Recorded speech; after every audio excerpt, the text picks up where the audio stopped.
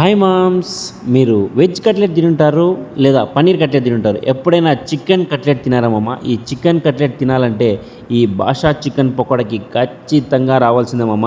చూడండి కట్లెట్ ఎలా ఉన్నాయో, బీభత్సంగా ఉన్నాయి మామ. ఇంకా వీళ్ళ దగ్గర కట్లెటే కాకుండా చికెన్ పకోడా, వింగ్స్, లివర్, ఇంకా చాలా వెరైటీస్ అన్నీ, లెగ్ పీస్, ఇట్లా చాలా వెరైటీస్ దొరుకుతాయి మామ.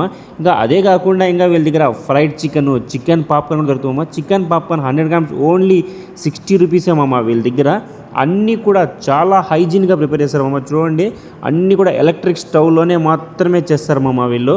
చికెన్ పకోడా కానీ, కట్లెట్ కానీ, ఇంకా ఫ్రైడ్ చికెన్ కానీ అన్నీ కూడా ఈ ఎలక్ట్రిక్ స్టవ్ల మీదనే చేస్తారు మామ. ఇంకా నేనైతే కట్లెట్ ఆర్డర్ ఇచ్చేసాను. నా కట్లెట్ని అయితే అన్ని ప్లేట్లో పెట్టి నీట్గా వాళ్ళు తయారు చేసుకున్న స్పెషల్ గ్రీన్ చట్నీతో గార్నిష్ చేసి అయితే ఇచ్చారు మామ. ఇంకా దాని మీద పెరి పెరి వేయిస్తాడు మామ.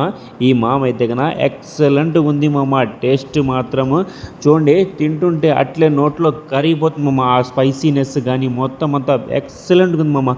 ఇంకా ఈ బాషా చికెన్ పకోడా యొక్క అడ్రస్ ఎక్కడంటే మన ఓల్డ్ మెటర్నిటీ రోడ్ సర్కిల్లో అలా డౌన్కి వచ్చారంటే ఇక్కడ కోమలమ్మ సత్రం అని చెప్పి ఉందనమాట. దాని ఎగ్జాక్ట్ ఆపోజిట్లో ఉంటుంది మామ ఈ బాషా చికెన్ పకోడా. ఒక ఈవినింగ్ అలా వెళ్ళి కుమ్మైండ్ మామ. సరే మామ, ఉంటాను మరి.